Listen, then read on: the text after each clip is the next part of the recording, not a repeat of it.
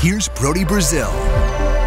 You know, when it comes to expansion of any professional sports league, that saying it takes two to tango is very applicable here, because there can be a group or multiple groups in the case of Atlanta that want to bring professional hockey to their city or Houston or wherever, but if the NHL is not going to cooperate, then it's not going to happen. It literally takes an interested party, and it takes the league to both be on the same page, to vote all this through, to have all the conversations. Obviously, I'm not telling you anything new here, but it is interesting because now the NHL is kind of opening the door for this to happen specifically in Atlanta, but they're also saying not so fast to everyone and anyone else. This was Gary Bettman from earlier in the month of May when he kind of started this conversation. He was doing a press conference during one of the playoff availability sessions, and he said, quote, "It's a different place," Atlanta he's talking about here, "than when the Flames and Thrashers left," the two previous teams.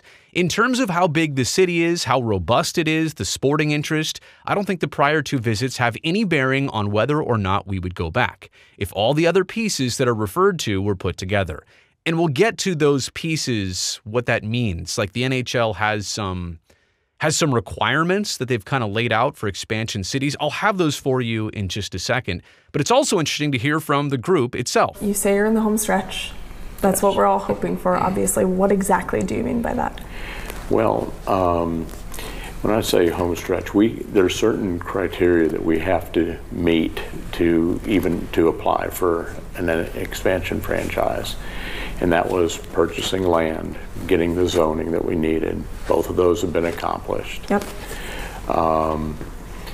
And so once we got the county vote, getting definitive documents done, which our lawyers are working on, that we can present to the NHL, and talking with our investors that we've been talking with over the last couple of years, and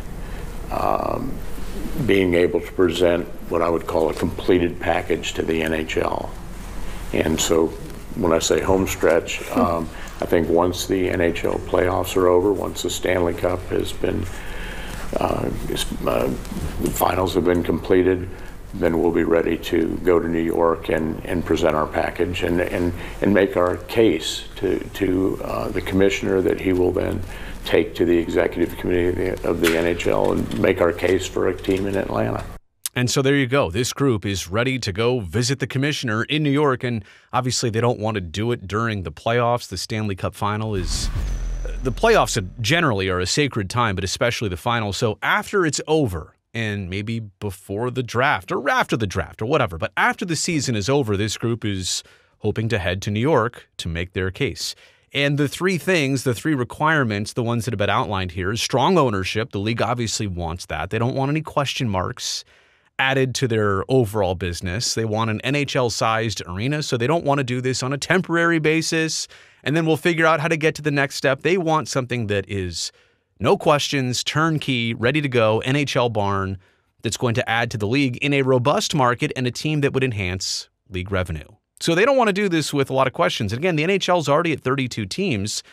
Do they really have a reason to be expanding right around the corner? Is it all about expansion fees? Are they just trying to grow the game and the business? They're already at the biggest, highest amount of teams among any of the major four professional sports leagues at 32. So why go to 33 or 36? I thought this was a very interesting back and forth between Bill Daly, who is Gary Bettman's, the commissioner's right-hand man of the NHL, and Pierre LeBrun of The Athletic and TSN. By the way, Pierre, the dude of all dudes. I got to stop the video and just, I got to give Pierre a lot of credit. One of the nicest guys, one of the most competent hockey reporters out there. So, Pierre, you're great, man. Keep it up. The question was asked by Pierre to Bill. The commissioner was recently quoted about Atlanta possibly getting a third chance to have an NHL team, and we know that Houston has been speculated as a frontrunner market. The commissioner was also clear that there wasn't anything new as far as a formal expansion process, but it sure feels like, and I agree, the league is inching closer to reopening an expansion process. Bill, would you agree with that?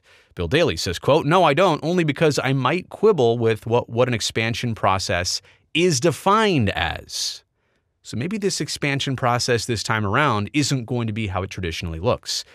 I think what the commissioner has said, and I'll echo, is that if the right opportunity for expansion came along and all the boxes were checked, we would bring that to the Board of Governors on some basis. We'd bring it obviously to our executive committee first, and then if appropriate, the full board, and kind of take their temperature on whether it's something they would want to pursue.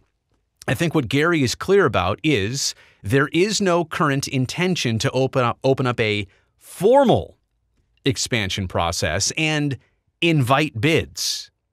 It's much more of a one-on-one conversation and relationship we have with various potential owners. So in terms of Atlanta or Houston, so no timelines on any of those situations either, and Bill Daley says no. And then Pierre asks another question.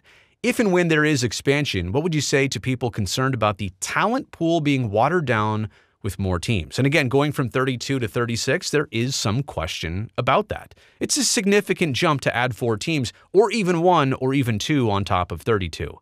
It is a fact to be sure that there has been growth all over the world in terms of the number of people playing the game of hockey. Do the numbers back that up in Europe and the United States? And Bill Daley's response is this. Well, that would be my answer to it. That would be my response to it, the growth of the game.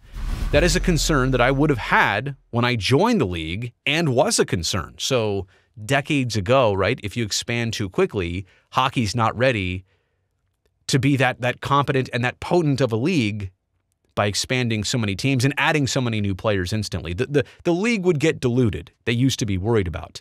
I'm not going to say it was a valid concern, but when we expanded by 4 clubs in the late 90s, I think some people felt that on a worldwide basis, we didn't have enough elite talent to adequately stock teams to that degree. He says it so much better than I could have, but obviously this is something that Bill Daley thinks about a lot.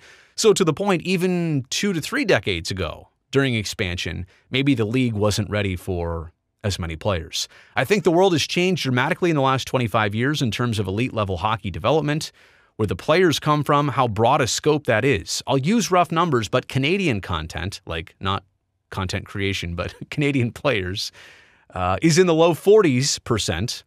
Content about U.S. content about 30%, and European content also about 30%. So 40, 30, 30 makes up the NHL's demographics. There was significant growth in both the United States and Europe, so we have more than enough talent from my perspective. That's not even a minor concern. So among all of this, if you take nothing else away from this video, the Atlanta piece or the Houston piece or whatever, the NHL believes that they're ready to expand. They've got enough talent for the pool to have a very high level and elite league still, even if they add 1 or 2 or more teams. Here are my takeaways, beginning with the NHL's approach. It really does seem like they don't want to open up kind of a can of worms to interested parties. And this is interesting because there are multiple groups who exist in Atlanta alone, right? So they're being selective and not saying, well, we're going to talk to Atlanta, because not all the groups in Atlanta say, well, yeah, we want to be part of this. The NHL is saying, don't call us, we'll call you. And maybe in the past, it was like the NHL opening up the door and saying, hey, put your bid in, apply, let's have the conversation, you apply to us. And now it really seems like the NHL is saying, hey, don't call us, we'll call you. And I suppose given the circumstances and the league obviously wanting to protect itself, all of that does make sense. They're not trying to make this an application process, so it does seem like the league is trying to protect itself there. The potential drawback, again, of too many teams, I do think that might be the biggest takeaway of all this. The league is no longer concerned with going past 32 from a talent pool perspective. They do feel like the growth of hockey in North America, but specifically the States, as well as Europe, they have enough players, they have enough talent. And so I think I kind of agree with that too. I think in prior decades and years and eras, there might have been that question, is there a deep enough pool to choose from? But I think I would also agree, honestly, up to 36, that this league would be just fine. So what is the league's motivation, though, to expand? Growing the game? Going to non-traditional hockey markets? Trying to spread out your geography? Or is it simply about expansion fees? Which this time around, I mean, if it used to be $500, then $700 million, are we talking about $1 billion expansion fee per team? And if you are going from 32 to 36, that's a cool $4 billion to be spread around all of your 32, 3 or 4 teams, or 5 teams, if you get to that point. So it kind of makes you wonder, like, you know, the NHL not being motivated to go out and open up applications, maybe that's also part of it too. Talk us into it, right? We're not going to go out and open this up to everybody and anybody, but we'll talk to these individual groups. We'll have this one-on-one conversation. And it does seem like right now, Atlanta and Houston, whether people like this or not, those do kind of seem like the front-runner cities right now. And I've been a big proponent of Phoenix. Like, I think the Desert Dogs deserve another chance. The fan base there deserves another chance. If Atlanta deserves a third chance, like, Phoenix deserves a second and really a first opportunity, a first real chance at having good ownership and a good building in a good situation. I don't know that they've ever had that in the desert. So will the league expand, and by how many? I just think they need to have a plan. If you're going to go past 32, have a plan, have a long-term plan to get to what? 36? Be symmetrical again. 9, 9, 9, and 9 in the divisions, 18 in each conference. Get to as many even numbers as you can. It really just helps the structure and the format of this league. That's the end of this video. Let me know what you think down below in the comments. Also, thumbs up while you're down there. That'll greatly help me, this video, and this channel. And also, don't forget to hit that subscribe button. That way I can definitely see you back here next time.